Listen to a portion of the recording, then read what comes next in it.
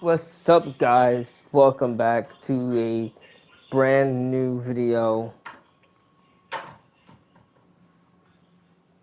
And in today's video, I'm gonna go over WWE 2K17, and as well as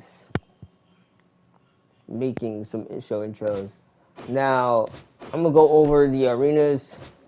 So now, 2K17 came out in the year of 2016 because, like I said, in every WWE game, or not in every WWE game, in some of my past streams, that the name of the game is the year that it's the next installment, but the year and the roster is based off the year prior of the name of the game. So 2K17 came out in 2016, I believe, and I personally love 2K17, and I wish they would have went with this style of menu versus the more linear menus, as we'll see in the 2K18, 2K19, and then eventually 2K20 reviews. And spoiler alert, the 2K20 review is not going to be as good. So, first off, this is the title screen. When you load it up, just start it up, right? Obviously, there is no more online because that thing is shut down. But I think one of the more unique things about 2K17, in my opinion, is how well they merged the previous two games, as well as, like, in my opinion, showing a precursor to what 2K18 might have been. But nonetheless,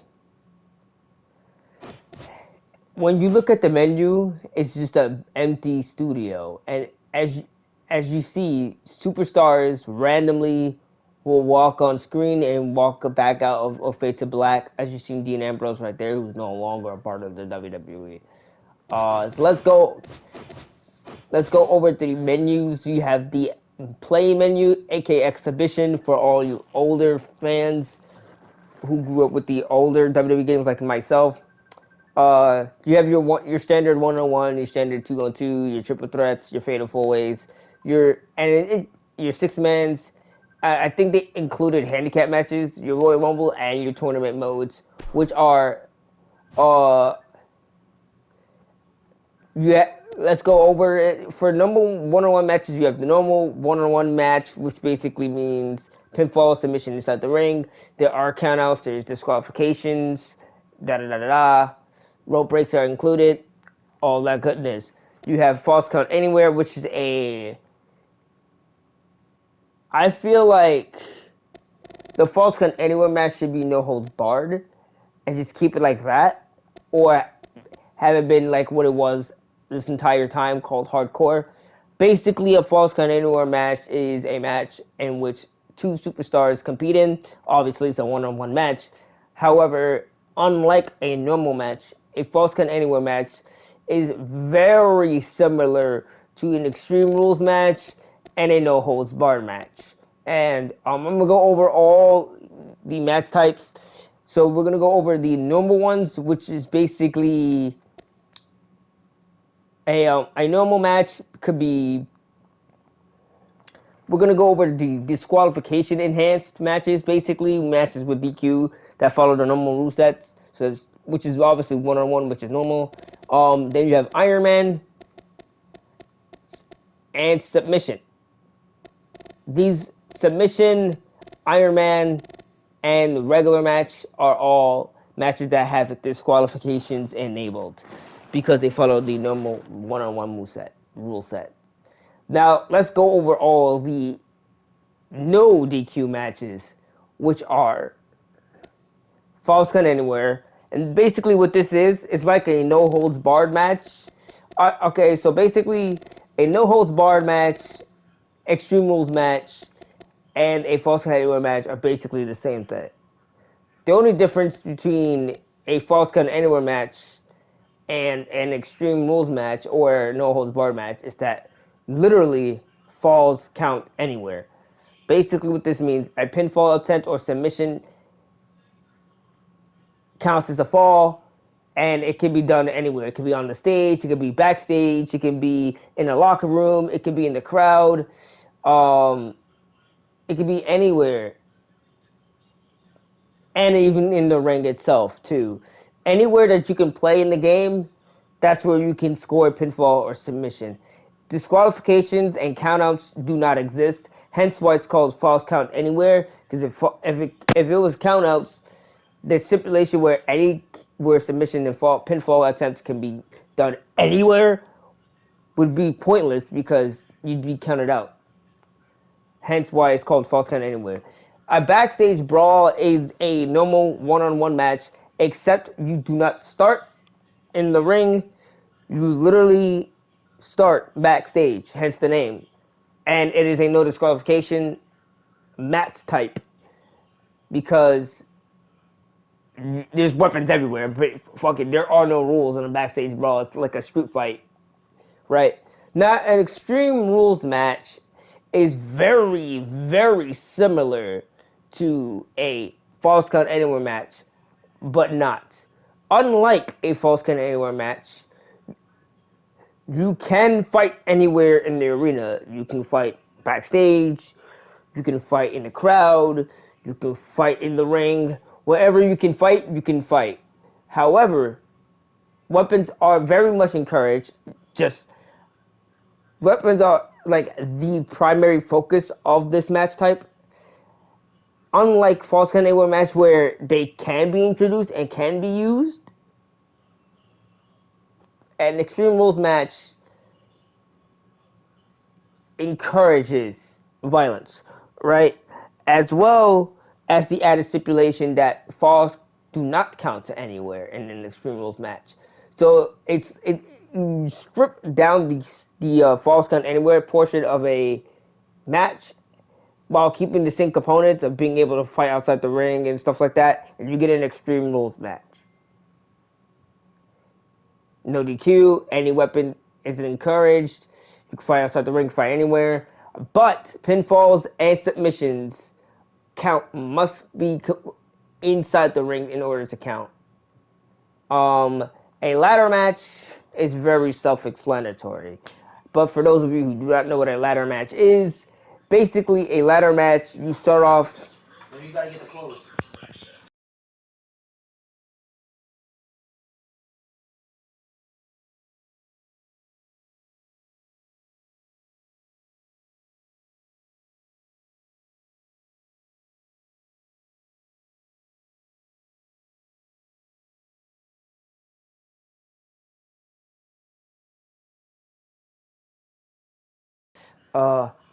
With the ladder match, let's say you're fighting for a championship, right?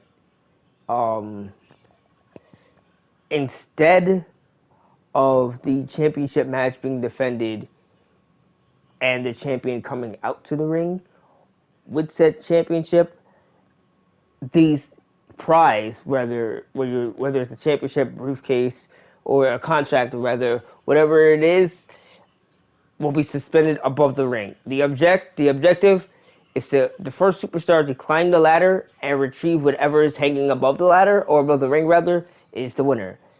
Self-explanatory. Table match is also another self-explanatory match. The objective is to put your opponent literally through a table. That's it. First superstar to go through the table loses. And the superstar who put the superstar through the table wins.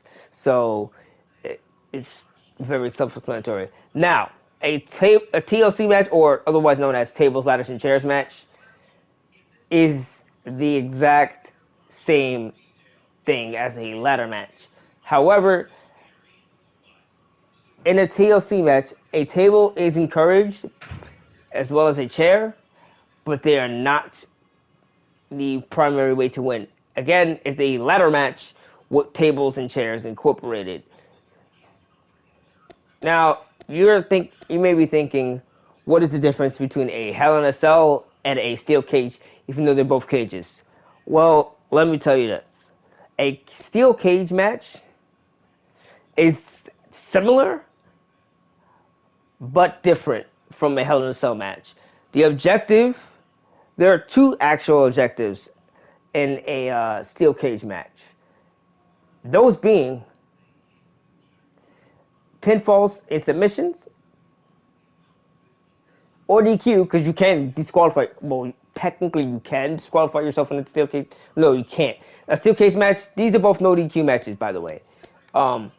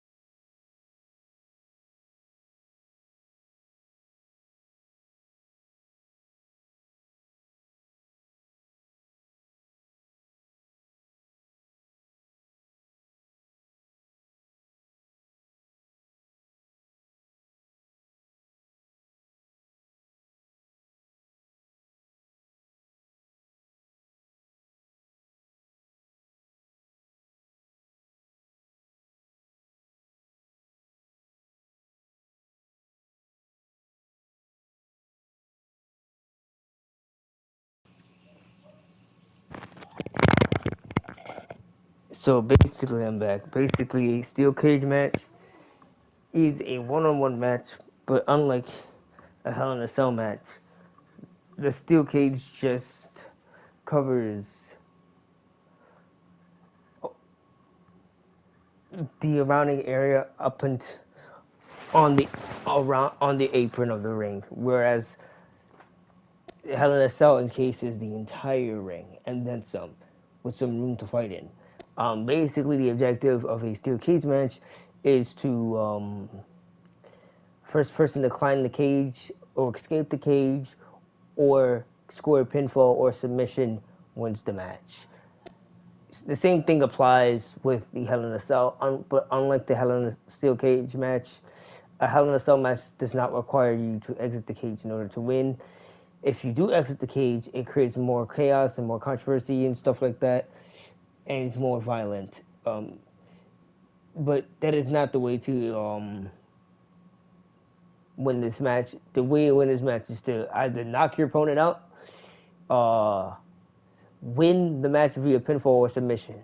Disqualifications aren't in effect. This is a no DQ match. An Ironman match is also a regular match. Like the regular match, this matchup is won by whoever scores the most falls at the end of the time limit. So whoever has the most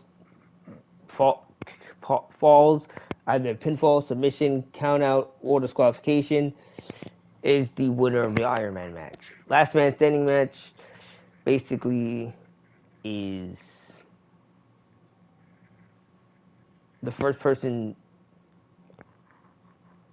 to knock their opponent out for 10 seconds is the winner.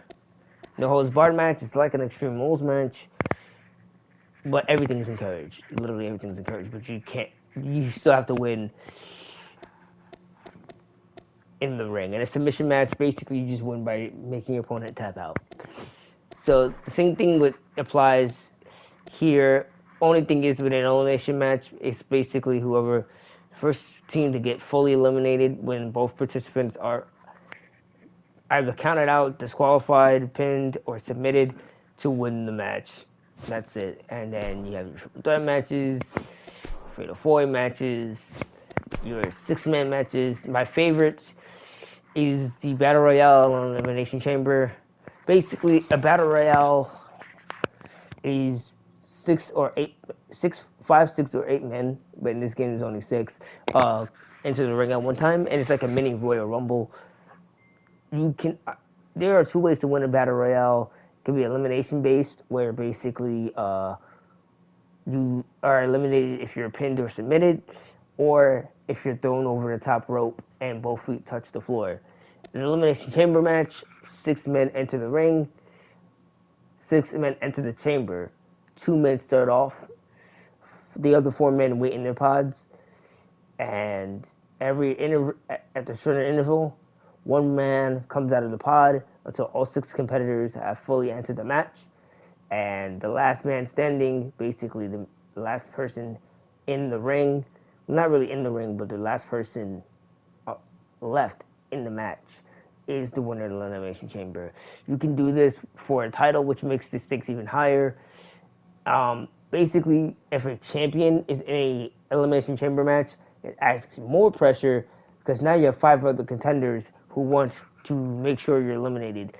And for the champion in an Elimination Chamber match, if you are eliminated as the champion, you've lost your title. Like, there's going to be a brand new champion because you're eliminated and you can't defend your championship anymore. It's up in the smoke. It's like a triple threat match for a championship. The champion has a 75 chance of winning, but you don't have to be pinned or submitted to lose your championship in that kind of situation. Now, handicap, basically what this is you can do a 1v2 or a 1v3.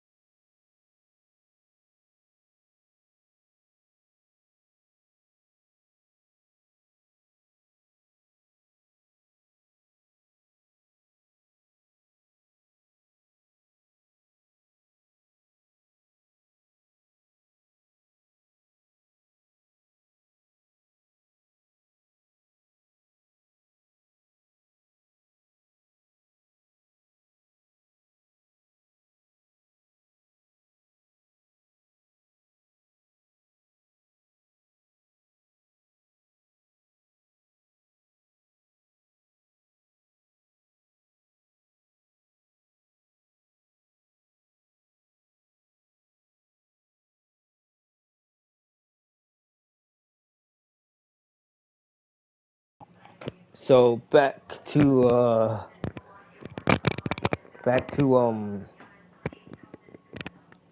this video or stream rather. Sorry it took forever. I was busy doing things. But yeah, basically a handicap match is like a 1v3 or 1v2 situation where you either fight a team or a faction, or you could be the team or the faction and face one person, or vice versa, and that's the objective of that match. A Royal Rumble, basically, how many superstars you select, either 10, 20, or 30. They are pitted one at a time. First two entrants make their full length entrance first. The others make spontaneous short entrances. And the last man in the ring, the last man in the ring in this case will be the winner of the Royal Rumble and will advance to WrestleMania. Or in Universe Mode, they would advance to WrestleMania, but if you're just doing this just to do it, you just win the match. And then there's one-on-one tournaments, there are two types of tournaments for one-on-one, and is only one champion type of tournament for tag team. So you can do a gold rush. So you can either do a gold rush or you can do a King of the Ring. Basically, whichever person wins the match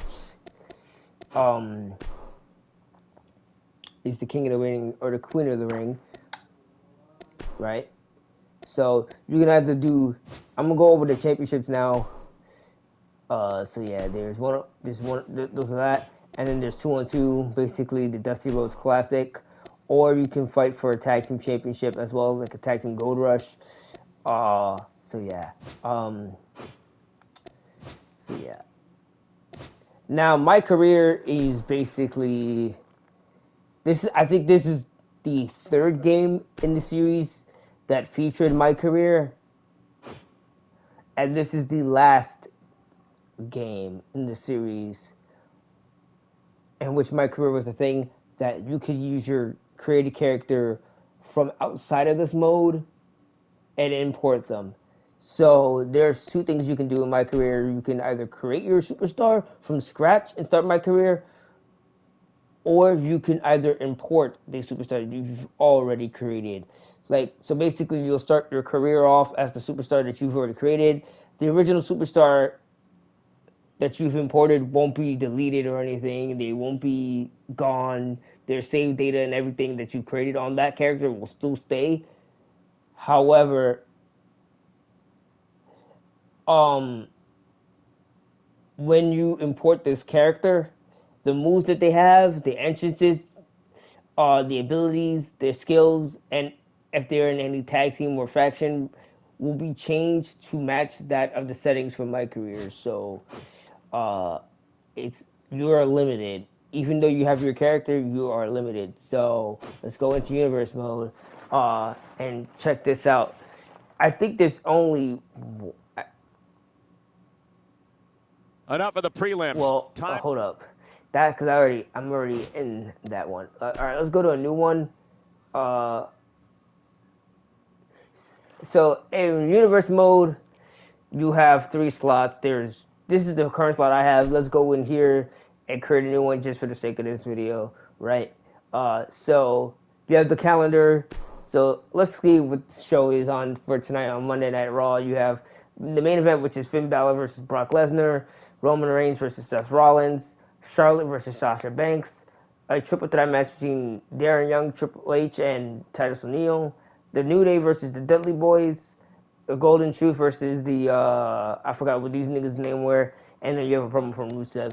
Let's see the champions. So Rusev is the United States champion, New Day are the tag team champions, Charlotte is the women's champion, and Dean Ambrose is the WWE World Heavyweight Champion. Now, keep in mind, some of the champions were made after WrestleMania 31, and some of the champions were made after WrestleMania 32. So, which are both in this game. So Charlotte wasn't the women's champion until after WrestleMania 32. So if you're gonna do a championship, Universal mode is based off of 2015, you're gonna use the Divas Championship instead of the WWE Women's Championship, which was created at WrestleMania 32 and was originally the WWE Divas Championship was going to be the championship that was going to be defended at WrestleMania again, but they decided it was like this. The women's revolution turned to the women's evolution at this point in the WWE, and they were giving women more opportunities as the men. So instead of having their roster being known as divas, which they still are referred to as divas in commentary in this game, so it really made no sense. But instead of be calling the WWE having divas, which is a kind of derogatory term at that point, even though some women refer to themselves as divas, but they said, okay, we are no longer referring to our women as divas in the WWE. They are now officially superstars, but they emphasize the word women in everything. Like, this was the women's championship from like 98 all in the Attitude Era all the way up to 2010, and I see no problems with this shit. You're a women's champion, like, and it was actually, I like look at this championship as like the women's championship. So technically, if you really want to get technical, this is kind of a brand new title, as well as it being a continuation of the women's championship from 2010. So basically, this championship is the preset, and this is the brand new redesign of the women's championship.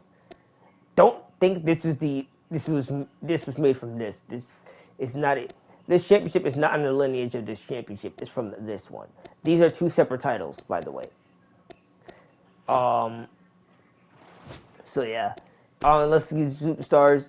In Universe mode, you can check, see which tag teams are in effect. So the Bella Twins, Dudley Boys, and Enzo Amore and Cass, the Golden Truth, Los Matadors. So that's what the name was. The Lucha Dragons, New Day, White Family, etc.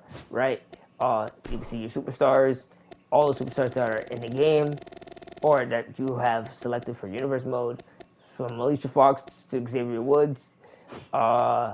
You can select your rivalries from Monday Night Raw, Wednesday Night NXT, or Thursday Night SmackDown. And here you can check the news if there is any. There are as many matches as there are superstars, and as many stores as there are matches. Now a new page will be written here in WWE Universe. If you press R1, you can check historical stats for specific events. The first one's gonna be the Royal Rumble.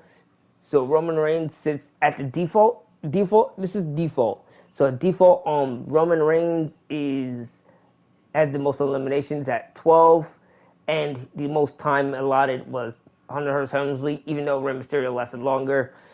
Stunning Steve Austin or Steve Austin rather, has 3 Royal Rumble victories, and Kane has the most appearances and the most total eliminations. And for The Undertaker, he has 23 wins at WrestleMania. Triple H has 8 main event appearances, and Undertaker has 24 WrestleMania appearances. And Alberto Rio won once after cashing in with the Money in the Bank briefcase, and he won one Money in the Bank match. So there's that. There's my universe. So basically, what you see here, if you go to my universe, you can check the news from here as well. You check your superstars as well. Only here, if you go to superstars here, these guys that you see here are only on Raw. So when you go to the show, it shows the superstars that belong to that show, versus if you go here and you see every superstar that's in the game, from Aiden English to Zack Ryder. So yeah, here you can check the rivalries as well as you can in the show.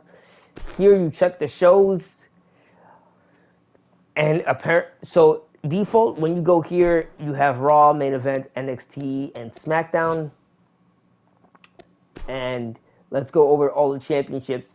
So you have ECW Championship from 2008 to 2010, ECW World Heavyweight Championship from 2006 to 2008, the ECW World Heavyweight Championship from 1994 to 2001. As you can see, this has more detail and more color than this one, and I prefer the first variation of this championship over the 2006 variation when they rebrought it back to ECW Championship, because it's just too much. It screams Vince McMahon. This just screams ECW. This is just shit. Then you have the ECW World Tag Team Championships. I think this is the only game besides 2K18 and 19 that has the ECW World Television Championship in the game. No. 2K18 has it. 19 doesn't have it. Nor does 20. Then you have the Hardcore Championship, the current, at the time, NXT Championships and Tag Team Championships, $1 Million title, the NXT Women's Championship at the time. These are two created championships that follow the design of the WWE World Heavyweight Championship. A custom U.S. Championship just with the scratch logo. This is custom, but the default, you have the WCW Cruiserweight Championship, WCW Hardcore, WCW World Tag Team, the older variation of the WCW World Heavyweight Championship. Actually, not really older. This is more recent, from 1991 to 1993. The WCW United States Championship, the WCW World Tag Team titles from 1991 to 96, and this was replaced. These titles were replaced after with these. Then you have the World Heavyweight Championship under the WWE banner, the World Heavyweight Championship with the WCW. If you look closely, you can see the WWE logo. So basically, what they did was they took the WWE version of the World Heavyweight title and just spray painted NWO on it. You have the World Tag Team Championships from 2002 to 2010. You have the World Tag Team Championships again from 1997 to 2002. This doesn't count. This is a custom title. This is also a custom title. For the WWE Championships, you have from the spinner belt from 2005 to 2013.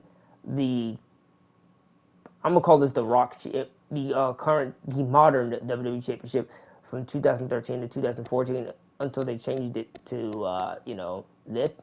But then you have the Winged Eagle Championship from 1988 to 1998. The Big Eagle, or the Big Globe Eagle, from 1998 to 2002. The Rock's variation of the WWE Championship, which never saw the light of day, Brahma Bull. The WWE Cruiserweight Championship, the Divas title, the European title, the Intercontinental title from 1990, the Ultimate Warriors version. We have the Intercontinental Championship, that is the current one at this point. The Stone Cold Custom WWE Championship, which was actually used on TV. The Intercontinental Championship from 1994. The Intercontinental Championship that was introduced by The Rock in 1998 and lasted all the way up to 2011, which then changed to this variation of the title. We have the Light Heavyweight Championship, the Undisputed WWE title, which is my favorite design, by the way. The Tag Team Championships from 2002 to 2010. The WWE Tag Team Championships, which is basically the unification of this, and this. And they just merged them into the penny belts, I call them. The current United States Championship at this point. The Spinner U.S. title from John Cena. The Women's Championship updated. The 1998 to 2010 version of the Women's Championship. And of course, the current WWE Championship, or otherwise known in this game as the WWE World Heavyweight Championship. So there's that. I think the arenas, I'm going to go over the arenas in the game. So we're going to go over here, No, we're gonna go over Extreme Rules.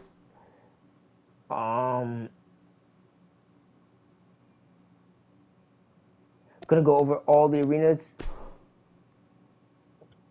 So you have the first page is the current arenas that are already in the game by default. So you have WWE Battleground, the 2016 version, I think.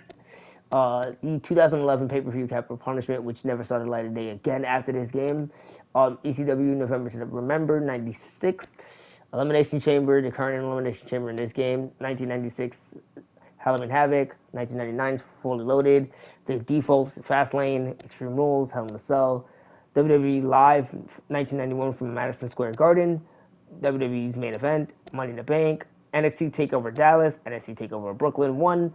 NXT, Night of Champions, NXT TakeOver London, Payback, Monday Night Raw, Raw is War from 1998, the Royal Rumble 2016, Saturday Night's Main Event 24,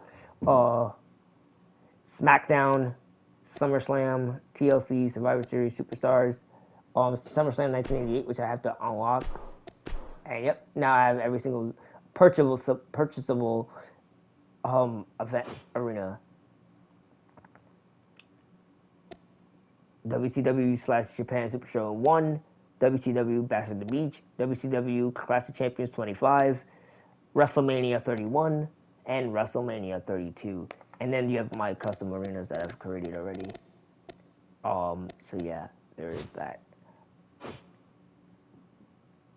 So overall, it's a really solid game.